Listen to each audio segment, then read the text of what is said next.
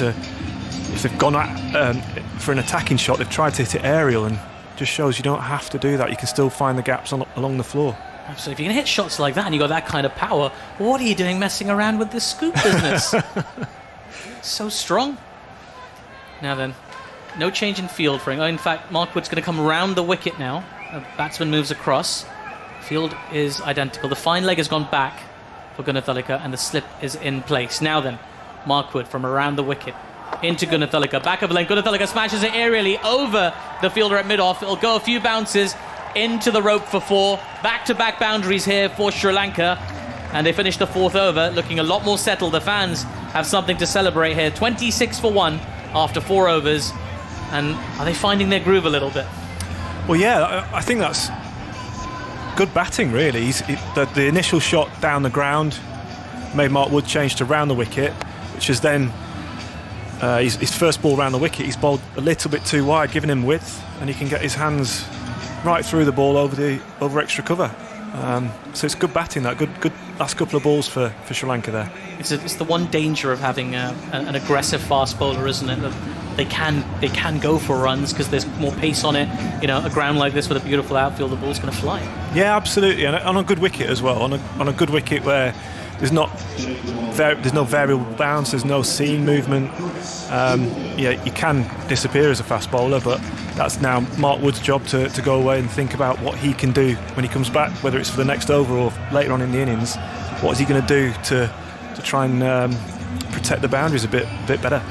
Chris Woakes is going to have a break. Chris Jordan is going to come into the attack. He's just organising his field. No slips in place. There's a man out in the deep in the leg side. No protection behind either. So we've got a short third man and a short fine leg all inside the circle. He's got to be tight here as he comes into Perera. Jordan in short, pulled by Perera. Just wide of the fielders, the two fielders in the deep will converge. And in the end, an excellent piece of fielding in the deep prevents anything more than a single. Jason Roy out there getting that throw in lightning fast, and extraordinarily for that shot, Jimmy, just a single. Yeah, and we were just talking about the large square boundaries. It looked like 2 all day long. He'd split the fielders on the leg side boundary, but brilliant bit of fielding from Jason Roy. Slid and was up on his feet quickly, getting rid of the ball. 27 for 1 after 4.1 overs. Gunathilaka on 15 of 14 deliveries. He's on strike now. He hit those back-to-back at boundaries to finish the 4th over. What can he do with Chris Jordan? Jordan in now. Another short ball. This time it's been guided fine past the diving short third-man fielder, and it's raced away for 4 runs. So Gunathilaka continuing his march. He moves on to 19 of 15 now. Sri Lanka 31 for 1 after 4.2. That's clever batting. He's played some strong shots. Now he's using the pace of the ball and delicately gliding it down to third man. Just using the pace. It's just clever batting, and it's sensible. We saw there were a few nerves there early on trying to hit big shots, and now he's just got the pace of the pitch and playing quite elegantly. What can Jordan do in response? Another short ball. This time it's been lofted up in the air, and a comfortable catch for the keeper. Butler's never taken an easier catch than that in his life. Jordan has his immediate revenge, and Gunathilaka, after an exciting cameo, has gone for 19 off 18 deliveries. 31 for 2 Sri Lanka, and England have a second wicket in the power play. Well, we said third time lucky for that scoop shot, but he's hit it straight up in the air. He's gone for that. Chris Jordan's got both fielders behind the wicket, third man and fine leg in the circle, so there's an option there to ramp it, but he's just not executed it well enough, and you can only get sort of half a bat on it straight to Josh Buttler. Yeah, he didn't really get a hold of it, Gunathilaka. He'll be annoyed with himself. 19 off 16, and he was just starting to look good. That's kind of been the story of his T20 career, sadly. He's averaging 20, so he's kind of batted his average and his strike rate, which is 120 as well, but Sri Lanka will have had higher hopes for him than that. But, back to the hut he must go. 31 for 2 now. England well and truly on top. They'll be looking for one more wicket in the power play. We know that statistic, that something like 80+% of matches where you take 3 wickets in a power play, you win the game in T20 cricket. So I'm sure the England team will be well aware of that, as Mendis is going to be the new batsman who's going to come in. Kusal Mendis playing his 27th game as well, also with an average of 18.62, but a strike rate of 131. He's going to need to get at least all of those if he's to get Sri Lanka to a competitive total. 31 for 2 Now it's early, Jimmy, but what would England like to hold Sri Lanka back to here? Well, I think, judging by the wicket, it's a good one. If your team was batting first, you'd be looking at 160 and above, I think. It's, as I said, good wicket. Big boundary square, so there's plenty of twos around. So yeah, it's just a case of trying to get someone in, get used to the pace of the wicket, try and stay there for a bit. Jordan's got a slip in place now as he comes into Mendis. Another short ball, and this time pushes the batsman to the crease, who just defends to the gully region, and there is no run. So I think it's another example, though, of England's strength in their bowling, with Jordan and Wood first change, taking over from Woakes and Curran, still missing Jofra Archer and Ben Stokes as well in this bowling attack. But lots of strength there, just keeping the pressure on the opposition batsman at all times. Mendis on strike now. Jordan in. Another quick delivery. He's been worked into the leg side, and Mendis will get off the mark. So an eventful over this. 32 for 2.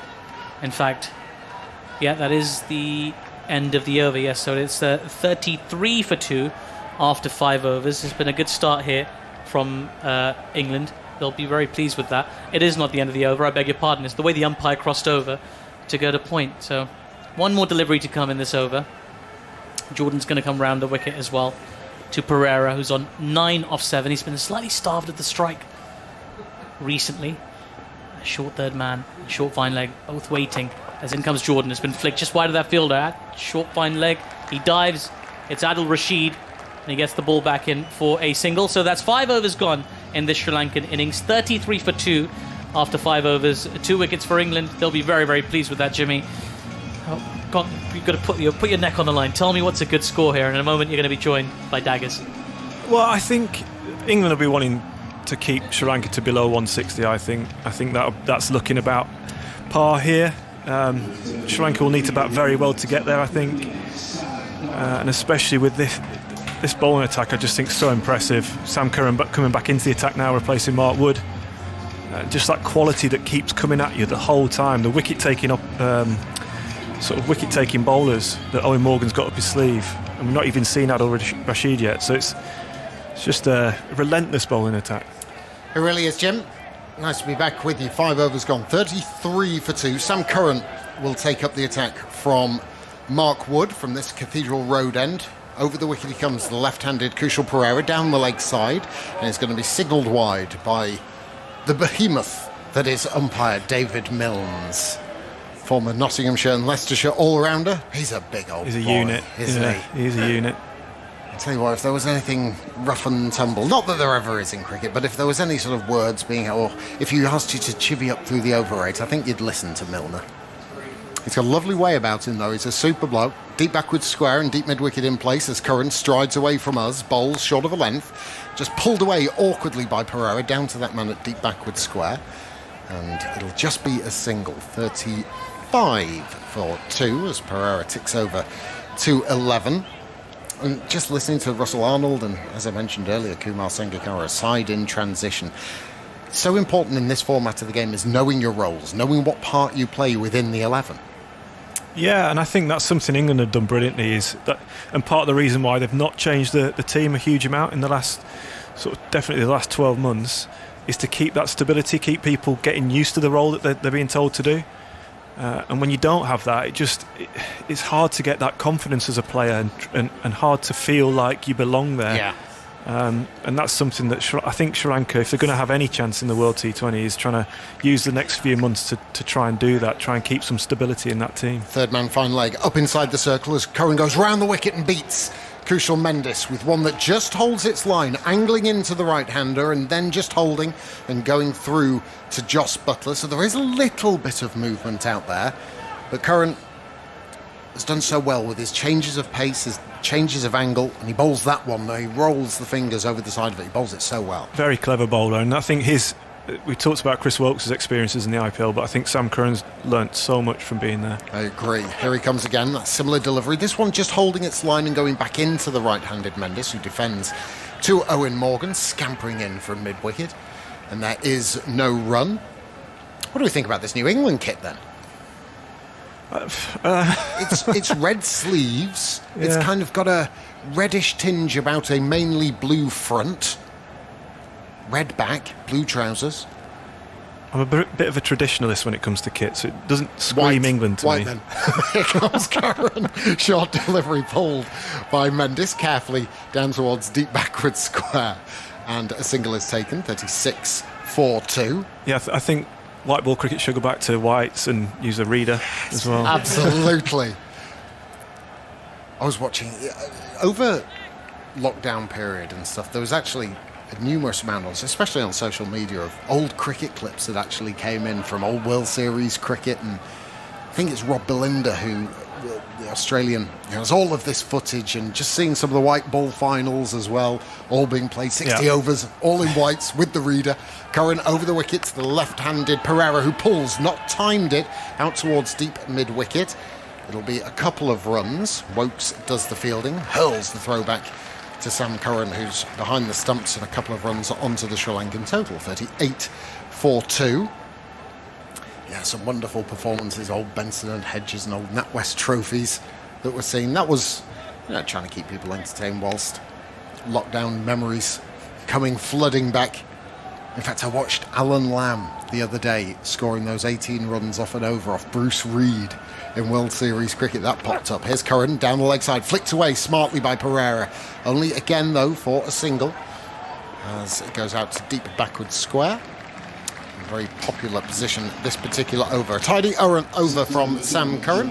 James Anderson leaves us here on BBC Radio 5 Live Sports Extra. If you are just joining us, a very good evening to you. Wednesday evening, the first of two back-to-back games between these sides, England and Sri Lanka, of which you can hear on 5 Live Sports Extra. One happening tomorrow as well. Most unusual that international cricket is played on consecutive days. And after the power play, 6 overs have gone. Sri Lanka 39-2. And the wickets to fall, I shall tell you about when I've opened my book, because I've closed it stupidly.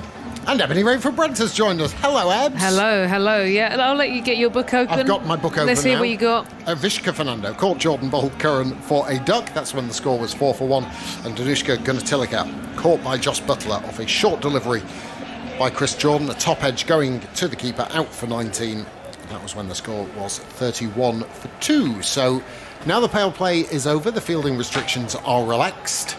And 5 fielders can go outside of the 30-yard circle. So Perera, the only member of that 2014 World T20 winning Sri Lankan side, he's the only surviving member.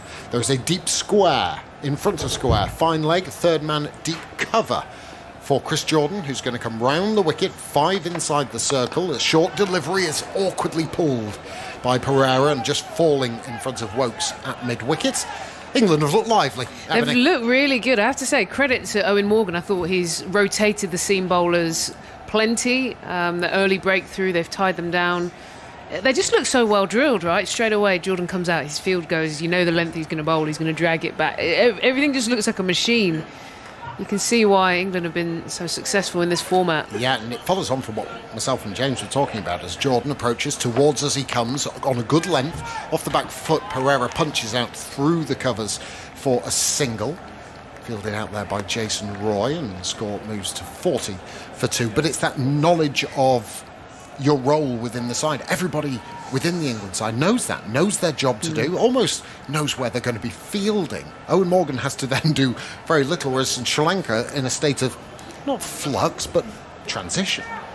It's about learning those and putting together a plan that kind of works. They've got to qualify for the World T20. It's really interesting because we feel like Sri Lanka are in a transition, but it feels like they've been in transition quite a long period, actually, in terms of, they had a lot of big players maybe 5-6 years ago retire. I don't feel like they've actually got any real momentum. Who's the star?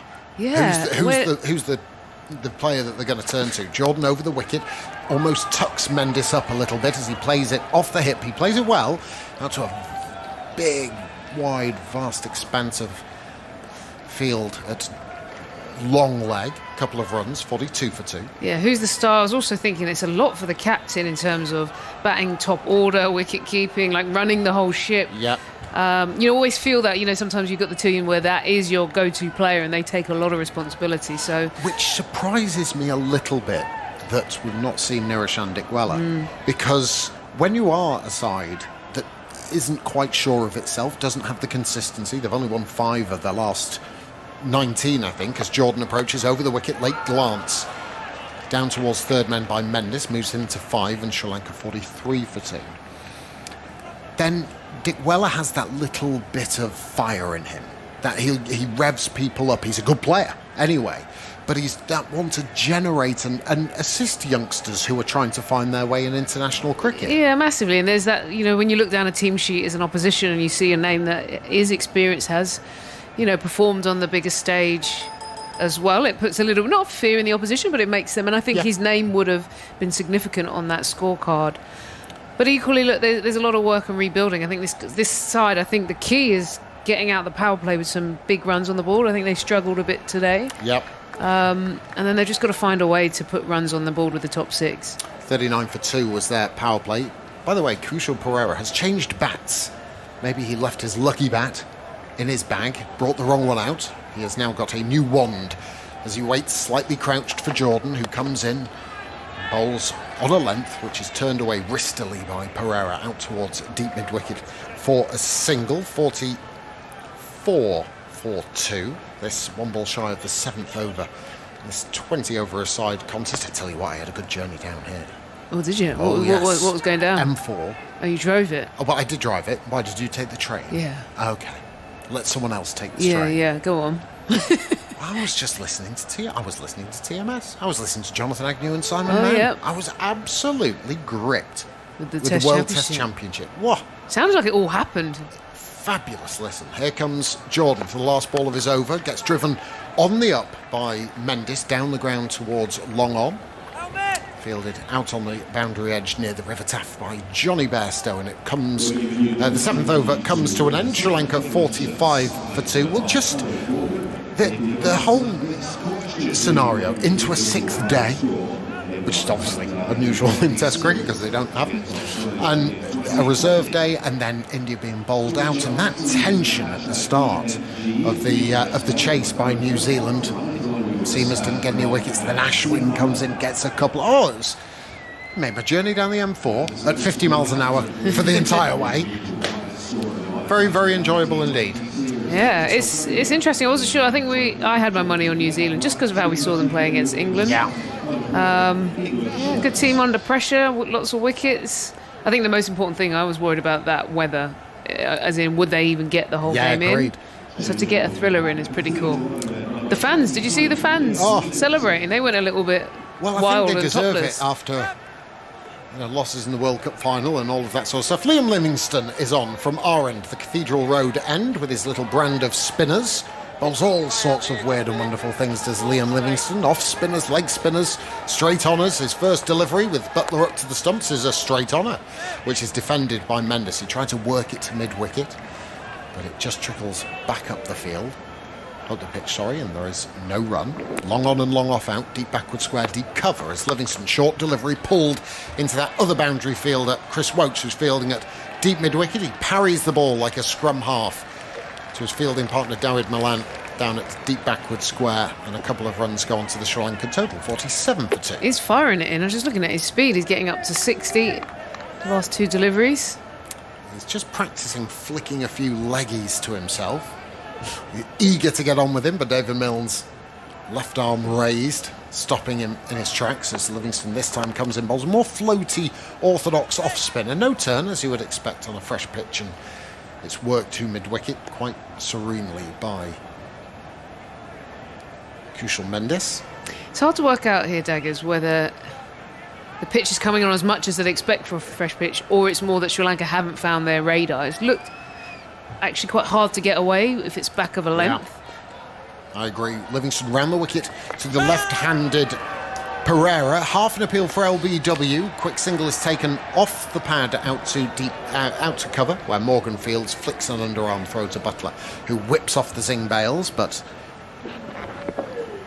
probably just outside the line for the half-hearted appeal from Livingstone. Single onto the total, 49 for 2. Mendis and Perera, you could say it's a Kusal partnership, this, as Livingstone bowls. Now that's a better appeal for LBW, given by David Milnes. It looked good, it was full, it was straight, and Liam Livingstone takes the high and low fives from his captain Eoin Morgan and Jos Buttler, and he makes the third breakthrough for England. It has been reviewed, but I think this looks good, Ebony. I think it looks very good. Like you say, it was fired in, quick, full, caught on the crease. So it looks like a troubled decision there. It's a fair delivery. Can we see front on spin vision, please? So, third umpire. Oh, this looks absolutely stone dead. Looking to see if there's any bat involved. Okay, it's very close to the bat. If we could go to ultra edge, please, Mark. Not quite ready. Okay, so, just take that back then, nice and slow. Just waiting for ultra edge. Here's ultra edge. So now we'll get to confirmation, see if there's any bat. Ultra edge says... Nice and slow, nice and slow. There's a flat line all the way through there. Nowhere near the bat. Through to the pad. Okay, just take that back to in front of the bat again, just to make sure we had it.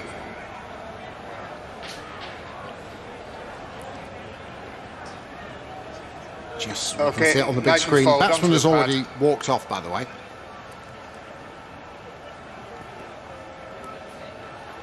I'm seeing a lot of this ultra edge. Flat line all the way through there. It's not got any flatter. Onto the pad.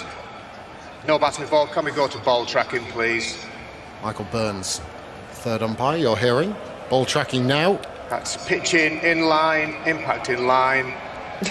Wickets hitting. If we can go it's hitting about three-quarters of the way up middle, so an interesting review there, but it was always looking good. Umpire David Milnes. Out. You are on field now. Thank you. And the decision is confirmed. So Sri Lanka do lose their third wicket. Kusal Mendis departs for 9, and Sri Lanka 49 for 3.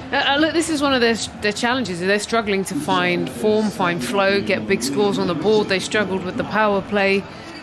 And then again, I think that's a sign, isn't it? When you actually palm and you review the decision and you give away one of your reviews, it's a sign of a team that haven't quite got, their batting firing at the moment. Well done to Livingstone, though. He didn't mess about, really. He was firing it in. And another reason I'm intrigued that wicket happened at that point, I'm quite glad, actually, because your joke was a shocker.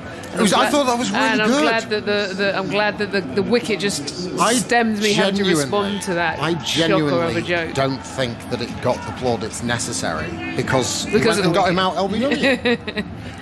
We'll take that slip in place now as Livingstone welcomes Dananjaya to Silva to the crease, and he is off the mark immediately. Good player. Dananjaya, watched a lot of him in the test matches against the West Indies. Compact, organised type of player. And Sri Lanka bring up their 50 for 3 at the end of the 8th over. Dananjaya de Silva 1 not out, and Kusal Perera is 16. Yeah. Have you spotted something? Well, I was just noticing, obviously, Livingstone, you said he chops and changes, doesn't he? And, he had fired in a few off spinners and then one that gripped a little bit the other way. Was that out the back of the hand? So it was a little leggy. Yeah, so impressive. I think it's a good cricket. Well, I was thinking, what do you think of the balance? I mean, I was wondering if they'd go for the Malan all-rounder role. But he's got good looking. This is the beauty of it, isn't it? That there is an opportunity for all different scenarios to be played. And I think I'd love to get your thoughts, but if the T20 World Cup is in India or in the subcontinent, I think you're going to need a lot of spinning options, and Livingstone does give you that. Now Mark Wood is on from the river end as he comes towards us, bowls and driven gloriously by Dananjaya de Silva through the extra cover region. He'll only get a couple of runs for it, but nicely timed. Large, wide, square boundaries here at Sophia Gardens. The floodlights beaming down. A lone bird, is just hovering. Oh, he's got a mate. In fact, now I'm looking. Well, don't look down, look up. That might be why I missed it. Just oozing across the skyline, taking in the cricket. Slip in place for Wood, who bowls on. He's beaten outside the off stump. Dananjaya de Silva, that's quick. Clocked 93.6 earlier in his spell. Yeah, he's charging in, isn't he? This one 90 miles an hour. Bowls it so well into the surface and then just got a little bit of nibble. De Silva ended up playing away. just looks so like a machine at the moment, just the way that England are operating. Wood is in a real groove with his bowling. I'll explain what I mean in a moment, but he's coming towards us again, charging in. Wide of the crease this time, short delivery, up and over, down towards third man, taken by Rashid. Very comfortably, the change of bowling works. Dananjaya de Silva just leant back, allowed the ball to skim off the face of the bat, and Rashid takes the easiest catch down at third man. The fourth Sri Lankan wicket falls. Mark Wood has his man. De Silva has gone for 5, and it's 52 for 4. You can see the thinking, use the pace, just kind of get back and help it on its way. Unfortunately, though, he didn't get enough of it, and it ended up being a really easy catch down at third. So a good wicket for Mark Wood. You just felt that ball before, really, is the one that set it all up. Dananjaya de Silva making 3. Yeah, you're right. And what I was explaining about Mark Wood was the way that the ball's coming out of the hand. It just seems like it's so effortless. He's bowling 90 plus miles an hour. Yes, of course there's a huge amount of effort, but it's just coming out of the hand so well in all formats of cricket. Yeah, well, I was thinking even his spell at Lords, there was the first spell, I think he was charging 90, 93 plus all the balls for a decent stretch, and then came back again, kind of dipped it in the next time he came back, and then went back to 90. So to be consistently bowling in the longer format, in the short format, you know, that takes some doing. So he's obviously, his body's feeling good at the moment. 41 matches for Dasun Shanaka.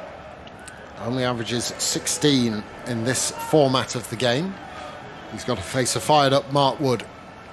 And he's going to do that now with a slip in place. Jonny Bairstow next to Josh Buttler, 3 in the covers as Wood bowls on. He's beaten outside the off stump, wafting the bat in an airy-fairy fashion at one that was wide and actually just seamed away ever so fractionally. And through to Josh Buttler it goes. The one slight that's been, hit towards Mark Wood is his injury record and how durable he is. This summer, and also the winter time as well, has just seemed to allay those fears. Yeah, he's been able to bowl at times back-to-back tests now. He's charging in. I think he's got to be managed, though, just because of the nervousness of Archer is, and I suppose he's now an experienced bowler who will tell you how he feels. That's when you get to a good stage of communication. He will let the team know. Gully in place as well as the slip now for Shanaka. And he's beaten outside the off stump. That's quick, Mark Wood. Oof. Back of a length. And it has gone on the up to Josh Buttler, who must be 30 yards back, 92 miles an hour. There's nothing quite like seeing the quick bowler. That's quick, and also I like the carry, actually. Came through at pretty decent height to Buttler, who had to take it around his shoulder. And because Mark Wood's not the tallest, he's had to really get that into the pitch to get that sort of bounce. He's charging in. Skiddy pace. A mid-off, a gully. In fact, 2 gullies almost for Dasun Shanaka, and he's beaten again outside the off stump. That is an absolute clinic of fast bowling by Mark Wood, finishing off at 93 miles an hour. Sri Lanka, 9 overs gone, 52 for 4. Shanaka is on 0, yet to get off the mark. He's faced 3 balls, and Perera is there on 16 not out. What an over. Serious over, and I think he was just getting enough of that nibble or cut off the surface away from the batter, and let's face it, Sri Lanka weren't quite getting in line there. It looked very awkward. I think they've got a few problems. It's not only not getting runs, I mean, you're looking down the scorecard, but also they're not getting them quick enough. The way England batting will come out in the power play, they're not going to be holding back. Livingstone again from our end, the Cathedral Road end. Down the pitch comes Kusal Perera and just tickles it into the vacant mid-wicket region, and Livingstone trots after it to field off his own bowling. 53 for 4. The field changes, and Jonny Bairstow's got to go all the way from long off to slip, which is a skip of around about 120 metres or so. Oh, maybe it's not that far, really, because the short straight boundaries here at Morgan. Sam Curran is going to replace him at long off, and Livingstone's in again. Bowls a full delivery, which is worked down the ground by Dasun Shanaka. And Chris Jordan for a single. Really rushes through the overs, does Livingstone. Doesn't want you to settle. He doesn't. And it's very handy. You can just see he keeps changing his grip. Classic leg spinner, then an off spinner. He's thinking. And he's off again. Round the wicket this time to Perera, who sweeps, doesn't time. It just comes on to him a little bit more swiftly than he thought, and he gets the ball out towards deep mid-wicket. Will get a single, but again, it's the timing that just hasn't been crisp or clean enough for Sri Lanka. Perera moves to 18, 55 for 4. I wondered, I was going to start something else, but Livingstone's in again. Short and wide and cut by Shanaka out towards deep cover this time. And another single picked up. England won't mind this, just dealing in ones at the moment. The big shots aren't there. The boundaries aren't flowing for them. I would let you come in, but he's off again. 23 on his back and of his red shirt as there's a reverse sweep attempted by Perera very close to him, and Livingstone already has one LBW. Thought he might have another. Instead, Perera gets it away for a single to short third, and Sri Lanka 57 for 4. Awkwardly played, slightly kinked leg from Perera, and Livingstone once more bowls a little away swinger.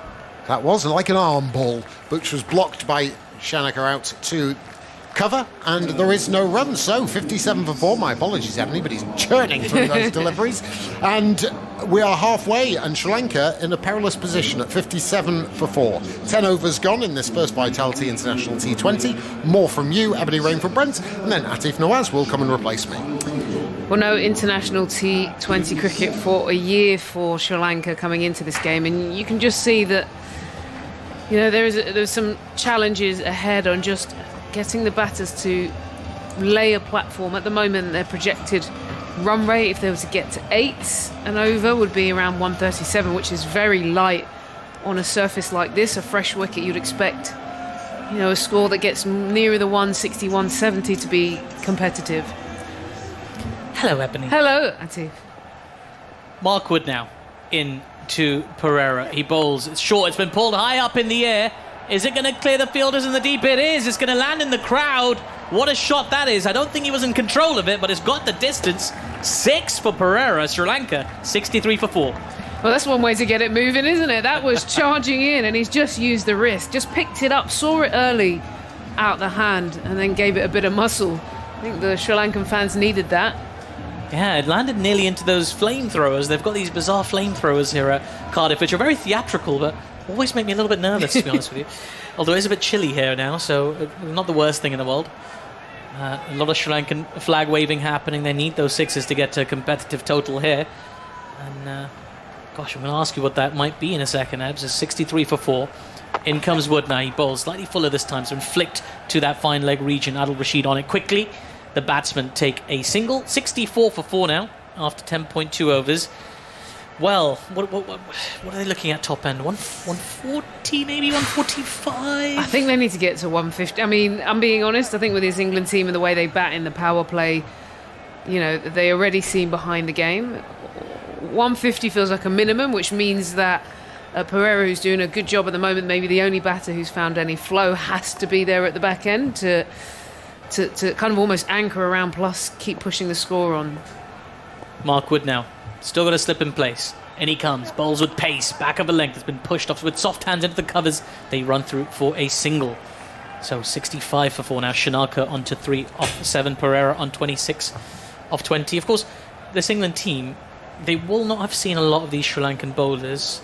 We've heard a lot about Akila Dhananjaya, who became an overnight sensation after taking a hat-trick and also getting hit for 6 sixes in a no. I mean, it's the most bizarre match of cricket that most will have, whoever saw it will have seen. But is that mystery element for Sri Lanka still there? Yeah, I think so. Hasaranga with a bit of spin and bowls a lot of googlies as well is another option. And I'll come back after this delivery. Yeah, Wood in now. He bowls this time going down the leg side, and that has been given a wide.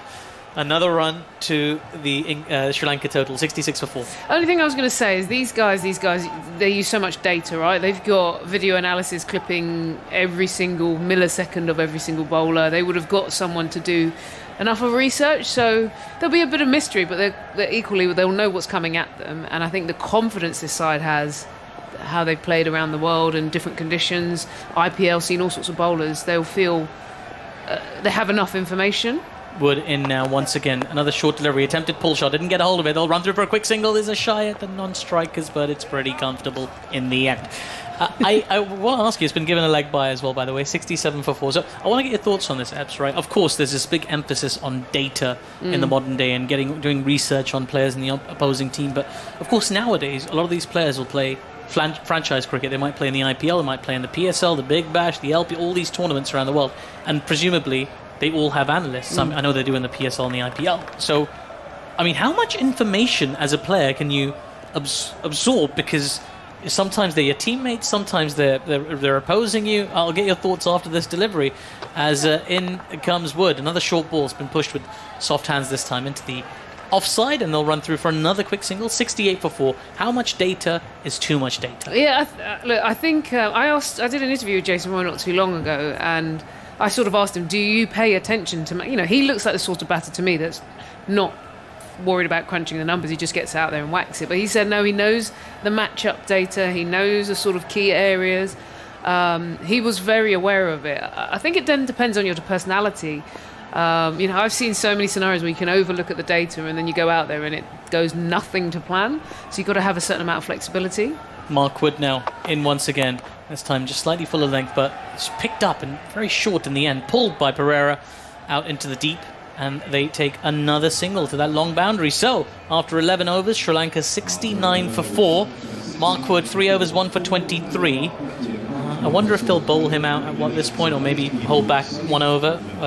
Lots to work with still for Eoin Morgan. He's still got Adil Rashid to play. Nothing from Adil Rashid yet, so you imagine he's going to come into the attack now? Yeah, well, just looking down the line, I was thinking, Chris Jordan, most of he's going to bowl at the back end, possibly with Mark Wood. So you got it on the money. Bring him in at this stage where, he's brilliant when batters are trying to attack, and he's used his flight, his variation, the googlies to bamboozle. So I think it's a good time to use him. It'll be interesting to see how much purchase he got. There was a little bit for Livingstone. Rashid will give it a lot more of a rip. But I feel like the way that Morgan has chopped and changed the bowlers, he's got a very clear plan and he's executing it well. Most definitely. 69 for 4. Hard to argue with that. Adil Rashid is into the attack. He starts with a flighted delivery. He's been driven through the covers. The batsman will take a single, and that's all they'll take. A tidy piece of fielding from Chris Jordan in the team. And the field will change slightly for the right-handed Shanaka. Perera now is on 28 of 23. And Shanaka still relatively new to the crease. 8 deliveries faced, and Adil Rashid can be so effective early doors that Eoin Morgan straight into that attacking mindset, throwing him a slip fielder. Right thing to do, Ebbs? Absolutely brilliant. I saw he brought in a couple of gullies early on with Mark Wood a few overs ago. As soon as he senses a window, Rashid in once again. Lots of flight given, and the batsman moves forward and defends into the onside. It feels like an event every time he bowls, doesn't it? Yeah, it does. He's getting it up, like you say, the slips in play, a field set, a sort of very classic spin ring field in terms of it out in the deep. But yeah, this England side is exciting to watch. Lots of box office players in this side as Rashid, and once again, lots of flight given, swept, but only as far as the short, fine leg fielder.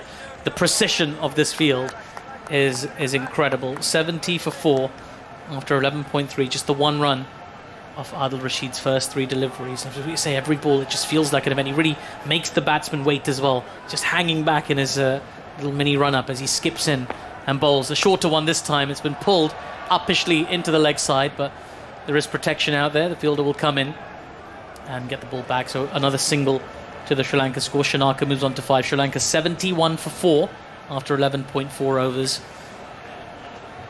Well, now he's got the left-hander to bowl out. It's slightly disadvantageous. Well, it's coming into him now. The only thing I'm thinking is that the boundary straight is very short. So if he was to use his feet down the ground. Rashid, and once again, slightly shorter. It's been pulled nicely, but only as far as the deep mid-wicket fielder for a single.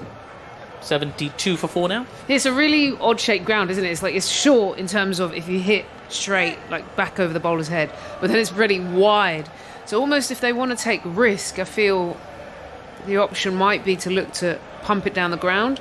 Rashid in once again. Lots of flight given once more, but down the ground comes Shanaka. Works it into the leg side. Takes the first one quickly. He wants 2. The fielder is on it. It's Livingstone. He can't get the throw back cleanly. Well run by the Sri Lankans. Made it home comfortably in the end.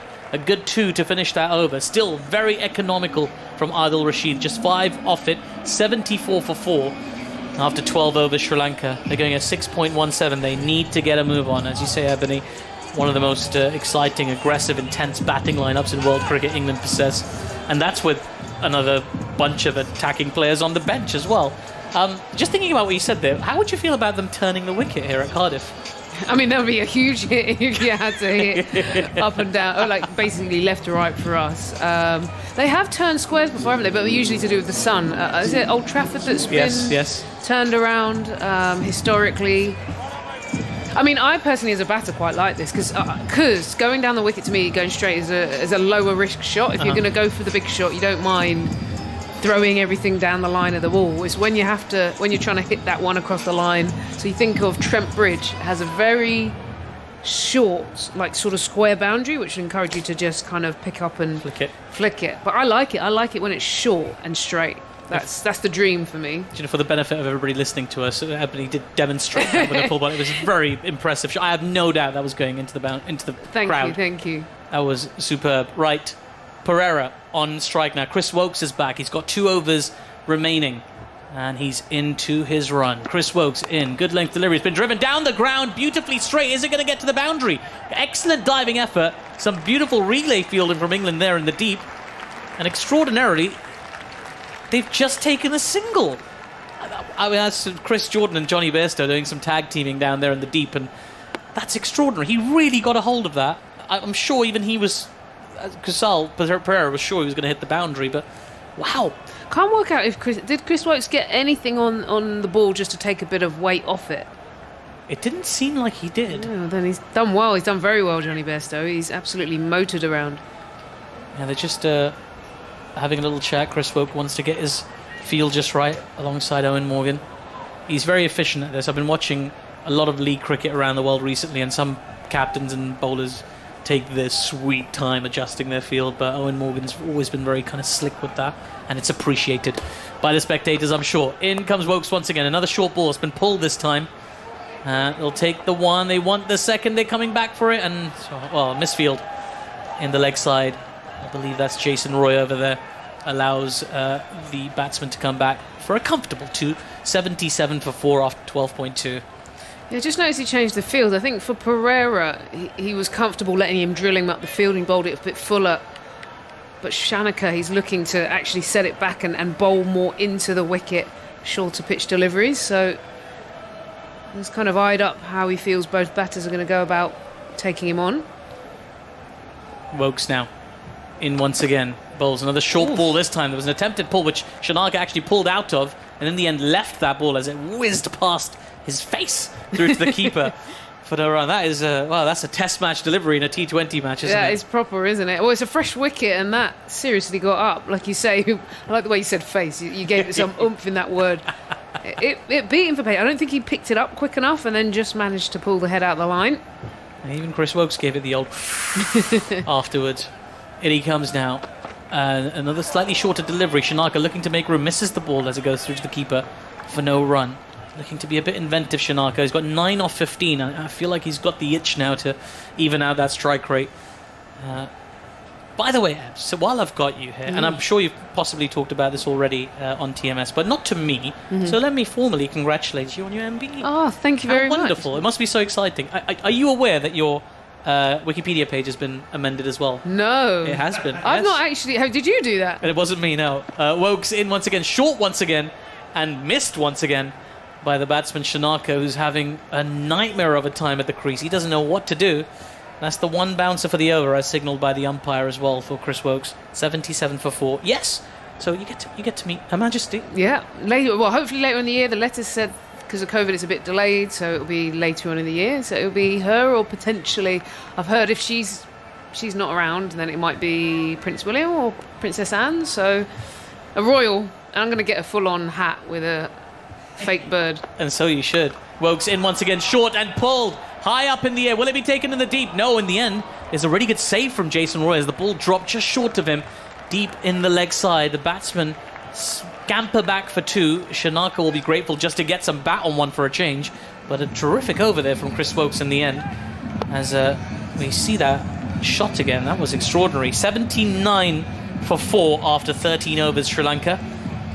And they need to really get a motor on here. Just looking at the little disciplines, by the way, just Jason Roy fielding that ball. it almost, it's the sort of ball that could have worn you in your teeth. You've run around, it could have just bounced up and popped up. He just committed to it.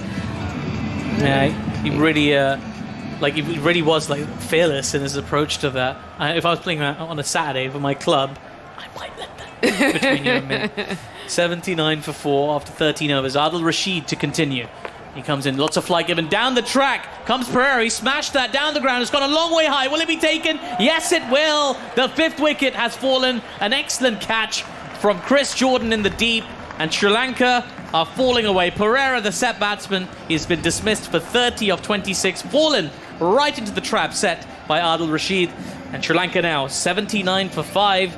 After 13.1 overs, the last thing they wanted, Ebs. Yeah, the last thing they wanted. One, I don't think he picked up the length, and also I don't think he picked that it was the one out the back of the hand, and so just ended up skewing it.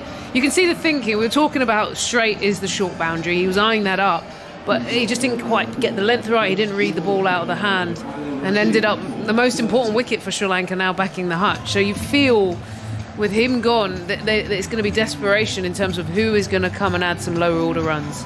Yeah, well, it's going to be a big challenge for them to get to that competitive total. We were talking about 150, as it feels like a pipe dream right now. Just getting to those 3 figures is not going to be easy when you look at the way Rashid and Wood are bowling in tandem. Now Rashid is chomping at the bit. Like, the new batsman is nowhere near the middle yet. Rashid was right at the top of his run, ready to go. He really does control the pace of the game. He'll bowl when he wants to, and he'll hold off when he wants to. So with Sri Lanka at 79 for 5, Wanindu Hasaranga has come to the crease. Now, he's got a decent strike rate on him, 120-ish, but averaging again below 20. Now that's kind of become a feature of the Sri Lankan team over the years, sadly. We'll talk about that a bit more as Hasaranga will face his first delivery as Adil Rashid has been worked into the mid-wicket region for a single. They think about the second, they think better of it. I beg your pardon, it was Shanaka who was on strike. So now Hasaranga will face his first ball, 80 for 5. It's hard to think of a team that won 2014. They won the World T20, and then they lost the big players, and then there's just been no sort of comeback. And I don't know enough about the domestic setup, whether that's aiding enough to perform. Here you look at players that are flying to the IPL, they're flying. The domestic structure is strong. The Blasters, helped get a lot of players in good touch ahead of this series. So there's definitely some serious work that needs to be done to build a foundation. Adil Rashid in now. He's still got the slip in place. Good length delivery has been pushed into the offside for a single. Score moves on to 81 for 5. Yeah, I mean, it's been a really bizarre period for them since that World T20 in 2014. Dinesh Chandimal, Lasith Malinga, Angelo Matthews, Upal Tharanga, Thisara Perera and Shanaka have all captained Sri Lanka in that time, just in the T20 format. As Rashid in once again, slightly back of a length this time, punched down the ground by Shanaka. He takes a single, 82 for 5. I mean, how do you build any kind of rhythm as a side when you just keep discarding players? And it's not so much the changing of the captaincy, it's the fact that they just get rid of regimes at a time. It's impossible to build any kind of momentum, surely. Adil Rashid now into the new batsman, Hasaranga. He bowls, and fuller delivery, Hasaranga down the track and carves that through the covers. There'll be some effort required in the deep from Jason Roy. He gets the ball back in. They come back for 2, which was actually a lot tighter than it looked to Adil Rashid. He wasn't quite looking behind him. I think he might have been in with a chance had he been doing that. Either way, 2 more to the score. Yeah, Jason Roy, they're doing the hard work. But you're right, in terms of building foundation, I think the key thing you always need is clear leadership, and roles and responsibilities need to be clear. And if they're chopping and changing... Rashid in once again. So back of a length this time. Turns into the batsman, the googly that time. Pushed to extra cover for no run. Tidy over this from Adil Rashid.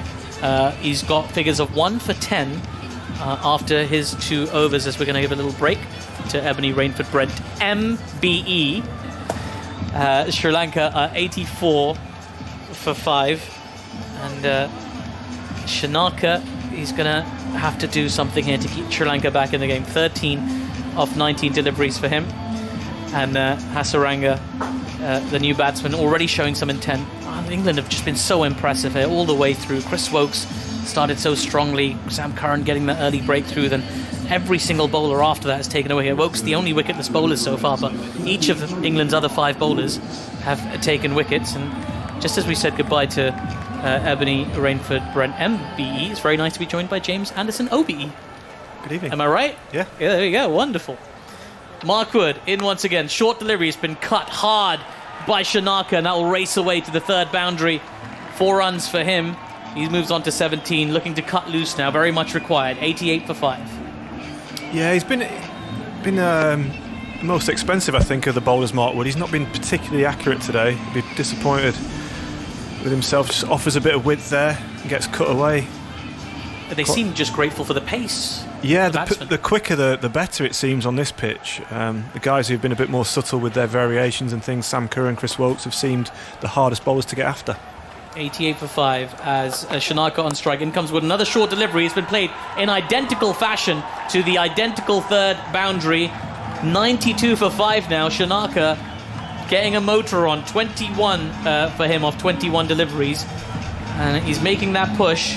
If Sri Lanka can stretch to another 40, 50 runs, we'll give England a bit of a challenge, because at the moment they're looking at a canter. Yeah, that's a better shot. Even better shot than the one before. He's sort of... it's a little bit shorter, and he's just sort of gone up with the shot and over the backward point area. It's like a controlled uppercut. Yeah, it was a really good shot. Yeah. Again, the pace was the helpful thing there. He's just used that pace of Markwood and managed to find the gap. It reminded me of, I don't know if you ever played the video game Street Fighter 2 as a kid, Jimmy, but Sagat, he had a pretty similar uppercut. There's a reference for someone there. Another short delivery, this time carved only as far as backward point. So dot ball there. Quick delivery as well from Markwood, 92 miles an hour. 92 for 5. Yes, Shanaka there now looking to cut loose. Now, if they go at 8 runs and over here, Jimmy, 136, even that feels below par. Modern T20 cricket, it's not unheard of to go at 10, even 12 and over for the back end, even when you're 5 wickets down. They need at least that, Sri Lanka. Yeah, I'd say 10 and over from here is an absolute minimum requirement for them if they're going to have any chance. Well, Markwood now steaming in to Shanaka. He bowls. It's another full delivery. This time the ball takes a thick inside edge and goes into the leg side for no run. Good bowling from Markwood. Good recovery after those first 2 boundaries. Eoin Morgan doesn't seem too perturbed by the whole thing. He seems very relaxed, always smiling and in control. Yeah, he's a very cool, calm customer. He's just what you want in a captain, especially in T20 when it can be a little bit fast, a little bit sort of just hectic. A blur, really, sure. As a bowler. It can sort of flash in front of your eyes. He just calms you down and talks it through, and it's just, exactly what you want from a captain. I remember interviewing one time, and he told me this one simple technique he used to calm a bowler down. I'll tell you after this delivery, as Wood comes in once again, Fuller this time, driven off a thick inside edge into the leg side, and the batsman will take a single. 93 for 5. He said, when the bowler's getting carted, I said to him, what do you do when your bowler's getting carted all over the place? He said, I do a simple thing. I walk over to the bowler and I take the ball from his hand and just hold it for a little while he sets the field. And just that detachment lets them feel like it's a clean slate. Yeah. Genius. It is, it really is. And I think if you do watch a bowler that is going for a few, he'll be sort of... You often see them even waving to the fielder, wanting the ball back straight away. Yeah. And that's exactly when you just start bowling quicker and quicker, getting more frustrated and actually not thinking about what you're trying to deliver. And that's where Eoin Morgan's brilliant, to be able to just grab that extra split second to talk it through. Markwood in now once again, short ball this time. It's been cut nicely by Hasaranga. There is protection in the deep and the covers, and that's where it will go. So after 15 overs, Sri Lanka are 94 for 5. England, you'd say, very much in pole position. After a few more thoughts from Jimmy Anderson, he's going to be joined by Charles Dagnall. Yeah, that's the end of Mark Wood's 4 overs, 1 for 33. A little bit expensive. Bowl with pace, but not quite the accuracy you need in T20 cricket. So he'll be a little bit frustrated with that. Did pick up that wicket. And now with just 5 overs left, it's looking an uphill task for Sri Lanka here already. I don't want to do them a disservice, but even a 10 and over, getting them to 145 doesn't seem enough. Well, you're saying what you're saying. It's what I see as well. There's just too many, no partnership that's really developed. This has been a reasonably productive one, but in the course of the match, they're all very similar in the teens and 20s. Rashid bowls over the wicket. Driving is Hasaranga out towards long off, not timed at all. Hasaranga moves to 5 not out, and Shanaka 22 not out, goes back on strike. 95 for 5. The Rashid field, relatively standard. Deep cover, boundary rider on the offside. Long off, long on, deep mid-wicket, deep backwards square. He tosses himself a catch, blows on his fingers, and he twirls his arms again. A flat delivery, which is punched through the onside, will just be a single as Jordan races in from the long on boundary. And Sri Lanka to 96 for 5. There's nothing more than we really expected. You know, a side in transition doesn't take one game to get good. They're going to take numerous different series to work out strengths and weaknesses and areas to work on, as Rashid, sleeves just pulled up a little bit. Down the track comes Hasaranga, thinks about launching it over extra cover, but checks his shot. Wasn't quite to the pitch of it. Maybe Rashid held it back a touch, and there is no run. And also the new captain as well, different captain. I think 6 captains they've had in the last He's period, the 6th. Few years. Rashid once more, 95 on his back. Down the pitch, he's clothed it straight down the throat of Jordan at long on. Hasaranga was looking to dance down the pitch in the previous delivery. Rashid bowled him an orthodox leg break. This time it was the googly, and his bat twisted in his hands as he tried to smash it straight down the ground, and he just didn't get enough on it, and the 6th Sri Lankan wicket falls.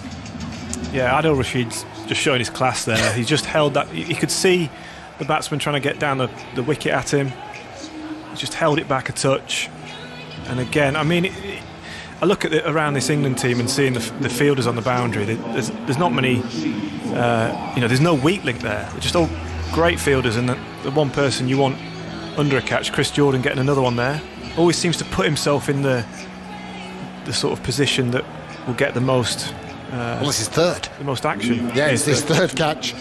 Caught one in the second over off the bowling of Sam Curran. That was blasted at him at mid-off. As soon as the ball goes in his general direction in the air, as a batter, you've got to think, yeah, my number could be up there. You even see like the sort of Instagram post that England put on, and him in practice is just incredible. If you get a chance to have a look at some of his practice, it's just amazing. The boundary catches that he practices, catching it one-handed, throwing it back in and catching it, it's just amazing. Udana, new man at the crease, then his first delivery is an orthodox leg break, which Rashid tries to field off his own bowling as it's played off the back foot up the pitch. It evades him a little bit and it goes out to that man Jordan. So the last 2 wickets both caught Jordan, bowled Rashid, Perera and Hasaranga. And now Dasun Shanaka, 23 not out, Sri Lanka 97 for 6 here at the Morgan County Cricket Club. As forward comes Shanaka, just defending out into the offside. It concludes the Rashid over. 3 overs he's bowled, 2 for 13. And I just wonder, with Sri Lanka 97 for 6, of course how well England have done, but just looking ahead, Jimmy, and the fact that in one-day international cricket the axis of Adil Rashid and Moeen Ali is so crucial. Almost, to me, it's how they bowl decides whether England win or lose a game. It did used to happen in T20 cricket, not as much in recent matches. I just wonder if England might think about that ahead of subcontinental World Cups, etc. Yeah, well, I'd like to see Moeen get a chance. He didn't play in the 3 in India in the winter. Not playing today, but I'd like to think they'll play him at some point during the summer. Just as you say, he offers so much. Him and Adil have had a great partnership in white ball cricket over the last few years, and also with the bat, Moeen can be so destructive coming in the middle order. Yeah, bats 3 for Worcester. Chennai Super Kings moved him up to 3. MS Dhoni said, go on, going back 3, and he paid them back handsomely as Jordan is back into the attack from the River Taff end. He bowls back of the length, and it's turned by Udana for a single to square leg. Rips his glove off. Oh no, it's his arm guard he's taken off. He either wants it replacing or just doesn't want it on at all. Anyway, on comes 12th man with his yellow tabard on and his bright blue shoes that sets off his dark blue trousers quite fetchingly. You got any funky coloured trainers? Have you ever bowled in ridiculous? Like, have you bowled in red boots? No. To match the red of Lancashire? Seems very popular at the minute, though. I'm seeing Moeen Ali walking around the boundary with orange boots on at the moment. Oh yeah, they're very swish. So it is you see it a lot as well in franchise cricket around the world. Players wearing coloured boots now. So Moeen's got a red jersey, a yellow tabard, a blue pair of trousers, and some bright orange trainers. I'm not sure I've heard tabard before, John. You know what a tabard is? Well, it's a bib, isn't it? It's a bib. It sounds medieval. A tabard, it's like what your dinner ladies used to wear. They used to wear a tabard when they're serving up your mash and your peas that may have been overcooked. Here comes a full delivery, driven, barred by Dasun Shanaka, but straight at the captain, Eoin Morgan.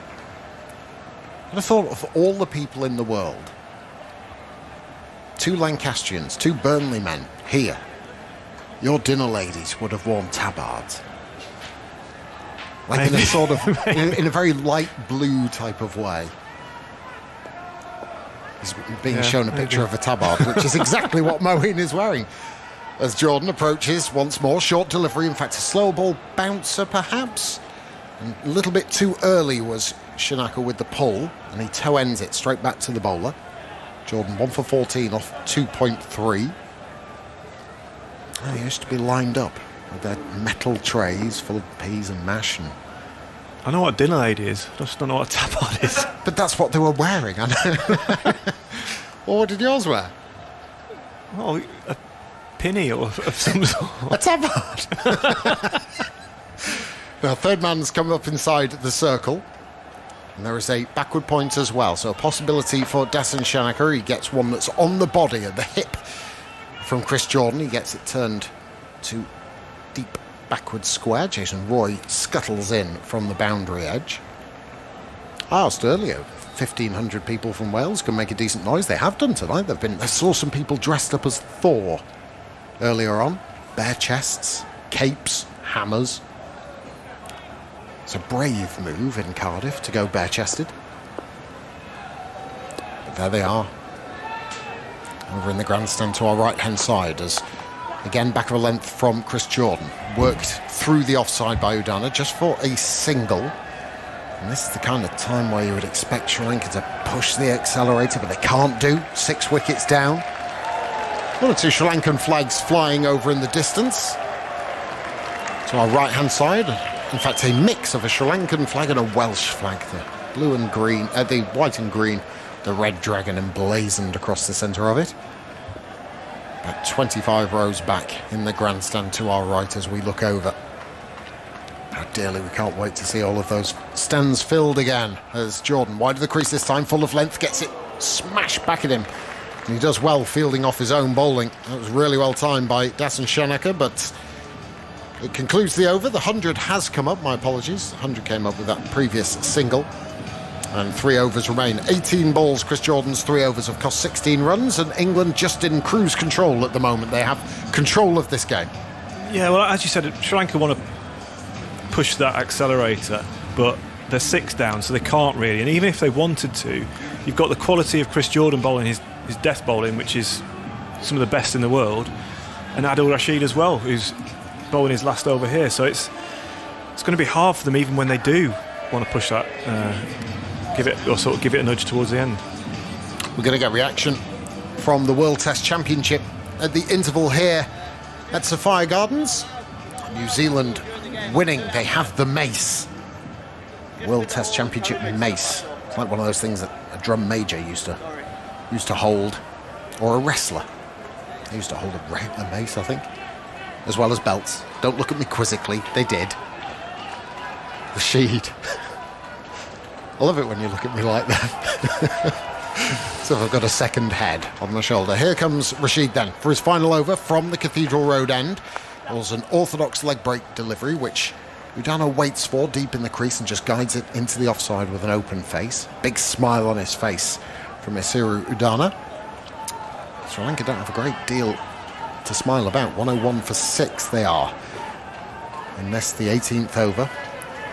Jonny Bairstow, Moeen Ali engulfed in conversation down at the long off boundary. Rashid close to the stumps this time, flatter delivery, swept by Shanaka. Came onto him quickly and he had to adjust his shot to a more carefully played sweep as opposed to a full-blooded one. Another single picked up, 102 for 6. Field changes round for Udana. checks the field around him. He's also wearing some very fetching blue trainers or cricket boots. As opportunity of a run out perhaps from the non-striker's end as Dasun charging down. Udana didn't want the single and Sam Curran was alert. So denied again, 102 for 6. Sri Lankan dugout absolutely packed. All squeezed in to the couple of benches that are there as Rashid bowls, and that's a sweep played fine down towards fine leg. He's up inside the circle and it's well fielded, I think, by Chris Woakes. Yep. It's short fine leg, just a single taken, 103 for 6. Quite sedate feeling about the game at the moment. Sri Lanka not wanting to expose their tail as Rashid once more comes in. This one skids on, open face jab at the ball by Dasun Shanaka, only finds Sam Curran, who's at backward point. Rashid only conceding 3 from the first 5 deliveries of this over. It's Sri Lanka got nowhere to go. They're strangled almost by the spin and tactics of this England side as Adil Rashid bowls his final delivery, gets worked into the leg side for a single, but that is an impressive spell of leg spin bowling. His 4 overs are complete. He has conceded just 17 runs and taken 2 wickets at the end of the 18th. Sri Lanka are 104 for 6, and this could be quite a short game. It does look that way, doesn't it? I think we've talked about Sri Lanka being in that transitional phase, and it can be very difficult going through that when you're trying to find the right balance of your team, trying to find the right players, and coming up against a world-class outfit like this makes it even harder. And Adil Rashid showed all his class there in that 4 overs. 2 for 16, was it? 17? 17, yeah. 9 didn't bowl a bad ball. A couple of good wickets as well. He just a world-class bowler, as he's shown for England in this white ball team for a long time now. It's amazing, isn't it, that he comes on, you know what you're going to get, but you've got to try and play it. You've got to try and work him out and think about what he's going to be bowling. And that's being so comfortable in your position, your role within the side. Jordan it is to bowl the penultimate over then. Comes towards us from the river end, bowls full of length, a wild swing from Shanaka and out towards deep square it goes. Chris Woakes fields and a single is collected by Sri Lanka, 105 for 6. I just want to not apologise, but just make a point. I made I thought, pretty reasonable gag earlier on today when Mendis and Perera were at the crease, and I said it's a crucial time for Sri Lanka. Henry Moran, commentator and reporter, claims it was his gag. I claim it's mine. Oh, I wouldn't be putting my hand up to claim that. It's Henry Moran's gag. No, it was mine as Jordan bowls, and again another swing of the bat, this time from Udana, out towards deep backward square for a single, 106 for 6. Like that episode of Friends where Chandler and Ross claim it's their joke that got in the magazine. Anyway, I've sorted that out. Put that to bed. Yeah. Just put that to bed. England have been hugely impressive in this first T20 international.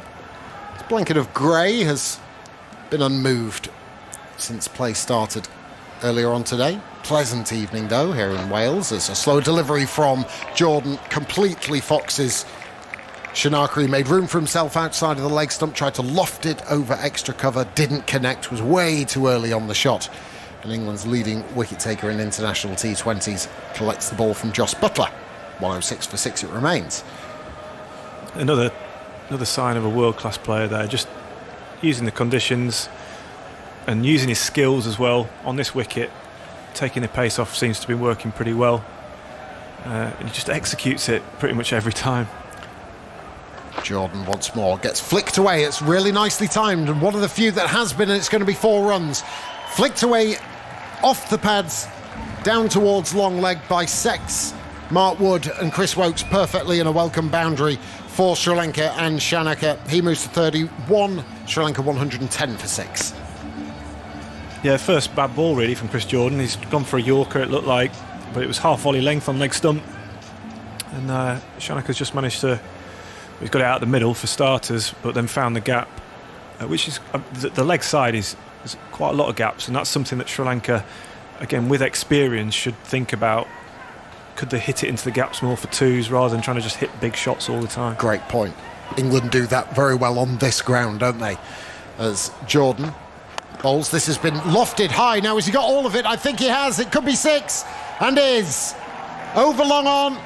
It was a full-length delivery. It was another attempted Yorker from Jordan, but the problem is with that, if you are a millimetre wrong either way, you can allow the bat to swing through and connect with the sweet spot. And consecutive boundaries, a 4 at first, and now Shanaka picks him up, himself up a 6, 116 for 6. Yeah, another attempted Yorker. Again, not quite in the hole that he's looking for, more in the slot, and he's managed to get under it. Shanaka managed to get under it enough to get over the ropes, and it's probably the shortest part of the ground there. Just wondering, ball has to be sanitised, by the way. It was just thrown back from someone in the deep. But here on these short, straight boundaries and long widthways, square boundaries, a lot of the time sides tend to go back of a length, shorter of a length, try and get hit square. Is that? Yeah, that's something that I remember when we played one-day cricket here. We'd talk about that a lot, using your slow balls into the pitch, back of a length, and even your short balls towards the death to maximise those big boundaries. Jordan once more. That is dug into the pitch, and Shanaka has pulled it. He's pulled it high, but only as far as deep mid-wicket. Jason Roy is out there, who's on the boundary edge, and it fell 20 yards or so in front of him, but just a single, and that completes the 19th over. That's been a productive one for Sri Lanka. 117 for 6, with 6 balls remaining. Jordan's 4 overs still have been good, 1 for 29. His figures, and Shanaka moves to 38 not out, but just almost that last delivery rubber stamping what you were talking about. Yeah, using the wider boundaries, the longer boundary, square of the wicket, would make sense on this ground, unless you're 100% sure you can nail your Yorker, get it under the bat. It's a risky ball to bowl with a short boundary straight. This is an interesting move here, actually. We've seen Sam Curran bowl the last over when Chris Woakes has got an over left. He's someone who's bowled at the death, certainly in the IPL and in one-day cricket. So it might just be Eoin Morgan having a look. You giving them the experience of bowling in at the death. Again, gaining experience for later down the line. Totally is, because you've no Archer. He could do the job. Ben Stokes could do the job. Chris Woakes. And like you say, all Eoin Morgan wants surely is having as many people or many options as he possibly can, given any particular scenario he may come up against in tournament cricket. Yeah, absolutely. And as a player, obviously it's great for the captain to see whether it's a feasible option moving forward. But as a player as well, you want that sort of pressure. You want to see if you can deal with the pressure, see if you can pick the right ball to bowl at the right time. What fields work for you as well in this situation. So it's good for everyone. Well, Dasun's on strike, and it's Sam Curran who's coming over the wicket. Third man and fine legger up. He tries to ramp it, getting across towards off stump. Slightly too short, perhaps. It was a slower ball from Sam Curran. It didn't connect, and through to Buttler it goes. It's interesting about Morgan. I'm watching a lot of Blast and him captaining Middlesex when he had 2 debutant opening bowlers, and he bowled them up front and at the death, and he wanted to see how they'd react. They had pressures on them themselves, but having that backing of an international skipper to do that is a big thing. A short delivery by Curran. It's pulled. Has it been pulled well enough? Just over the head of Dawid Malan, who's wrong-footed a little bit as he runs down towards long leg. A couple of runs onto the total, and Sri Lanka move to 119 for 6. 4 balls remain. Shanaka's played a good hand for Sri Lanka, even though they are behind the 8 ball from a match situation perspective. His 40 not out has been welcome. He's one of the captains that Sri Lanka have tried since winning the World T20 in 2014. Dinesh Chandimal, Lasith Malinga, Angelo Matthews, Tisara, Perera, Upal Taranga and Shanaka as well. Now it's under Kusal Perera's leadership. Curran will go over the wicket. Point comes in off the boundary. There's a deep cover, long off, long on, deep mid-wicket, deep backward square. Short ball, pulled away well, I fancy, yes, just enough. Out towards deep backward square. Dawid Malan was interested for a couple of seconds or so, but it was hit cleanly. And Shanaka, who's really come to the fore for Sri Lanka in these final 2 overs, maybe he knows what's coming up after him if any wickets were lost, and he's timed his attack to perfection. Out for 6 it goes, and the slow ball from Sam Curran just errant of line, too much on leg stump, and Sri Lanka move to 125 for 6. Shanaka 4 short of a half century. Curran again scurrying in, kicking his heels as he goes. Full length, and it's been launched high in the air. Is a fielder underneath it? Jordan's not going to reach it. 2 were converging. Liam Livingstone was the other one, and it landed safely just beyond the 30-yard circle, and a couple of runs to Shanaka, and he's gone to 48. Toe end of the bat, and for the moment it was wide outside of off stump, and he really did toe end it. Luckily, the lack of timing worked in his favour, as it didn't find any England fielder. 127 for 6, 2 balls remain.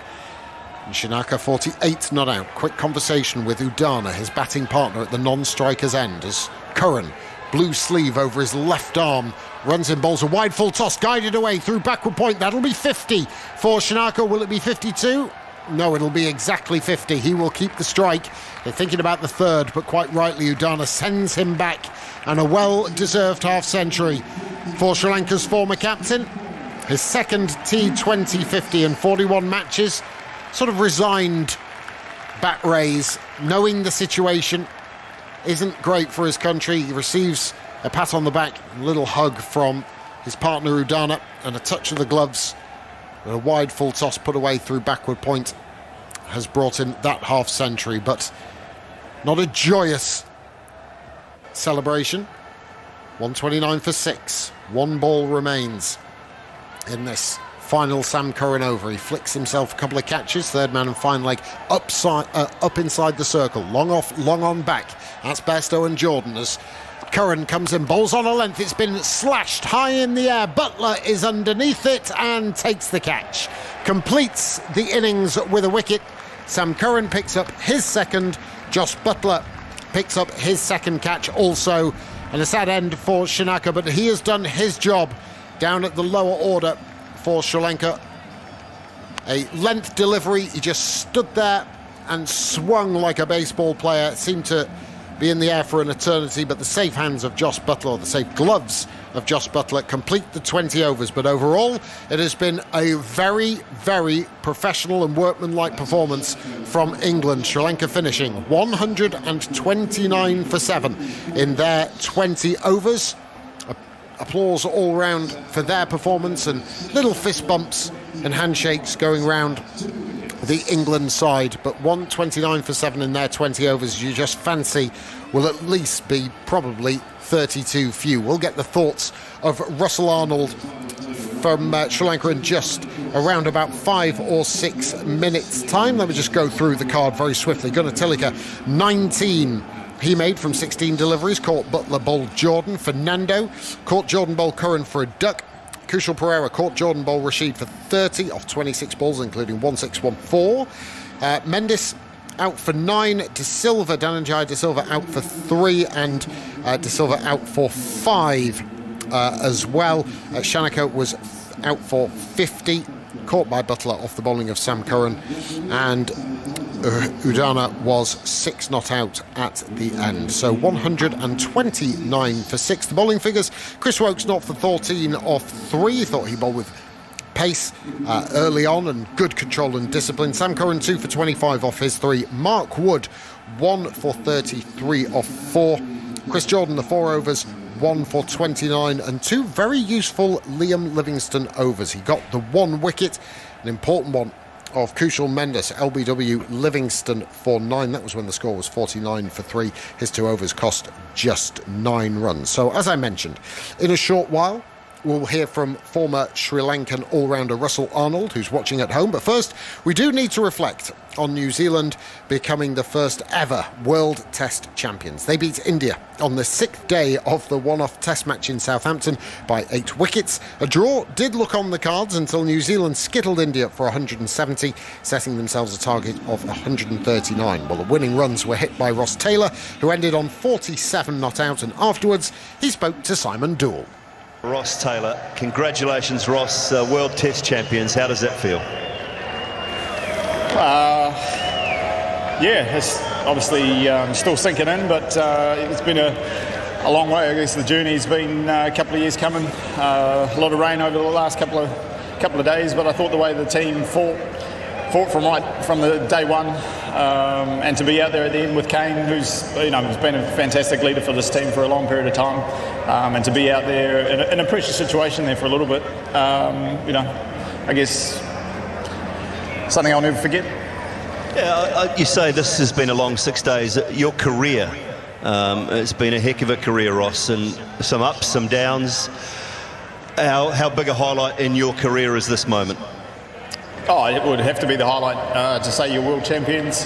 At the start of my career, we probably didn't think we had the side that could do that. But the way the team have built over the years, stuck together.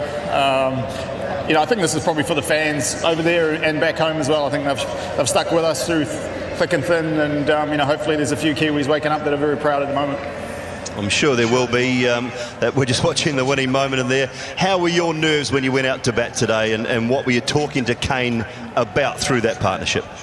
Yeah, I think it wasn't easy to start, and Kane just keep reiterating that it's going to get easier. Obviously the run rate wasn't a factor for a long period there, so just stick in there and it will become easier. But this is a classy Indian side. They keep coming. They never gave up, and they put us under pressure. And when you add the World Cup obviously to that, there's a lot of pressure there. But it was nice to be able to stand up to that. Roscoe Athers here. I was just wondering about that ball that Jasprit Bumrah bowled to you. Thankful you had your helmet on at that point. Yeah, I said to Kane, I said, I felt like I had to get forward to that, and he was like, no, that was definitely took off. But he's a world-class bowler, and you have to be on. And thanks to my helmet for saving me there. But no, it was something that I'll never forget, and nice to see it through to the end. You talked about the low points. I wondered whether I could take you right back to that kind of 45 all out at Cape Town and the journey beyond that point. I mean, there have been some incredible highs, some lows as well, but that's what makes it all worthwhile, presumably, at a moment like this. No, 100%. I think you probably don't even need to go back that far. 2019 World Cup was something that was very tough for us at the time, but this makes up for that in a long time. But I'm sure over time we'll sink in a little bit more. But I guess that's where the family and friends and all the sacrifices they've made over the years. This makes it extra special, not only for us but for them as well. Family and the wife and kids, I'm sure, are up. Roscoe, do you want to say hello? I go to bed. But I think they've got croup at the moment, so they've probably been up all night anyway. So not a bad time to be waking up if they are. Oh, what a great day for New Zealand and for yourself, Ross. Congratulations, World Test champions, and enjoy the night. Thank you. Well, congratulations to New Zealand, and Ross Taylor obviously hugely delighted. He was with Simon Doull and Mike Atherton. Well, he also spoke to defeated Indian captain Virat Kohli. Virat, a very tense final, worthy of Test cricket in many ways. I'm sure at this moment you'd like to pay tribute to Kane and his team. Yeah, for sure. First up, big congratulations to Kane and the whole team. I think they showed great consistency and heart over whatever time we had on the field to pull out a result in 3 days, basically. And credit to them for sticking to their processes for long enough, put us under pressure throughout the course of this game, and they thoroughly deserve the win. It was a difficult stop-start game in many ways. Where did you think you came up short? Yeah, look, the first day that got washed out firstly, and then when play resumed, it was difficult to get any sort of momentum on that day.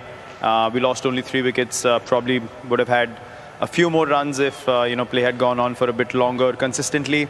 And then I think we did really well with the ball in the first innings to pull things back nicely. But I think this morning was the difference where the Kiwi bowlers really executed their plans to perfection, and as I said, kept putting us under pressure and didn't allow us to get any scoring opportunities regularly, which really started pushing us back in the game.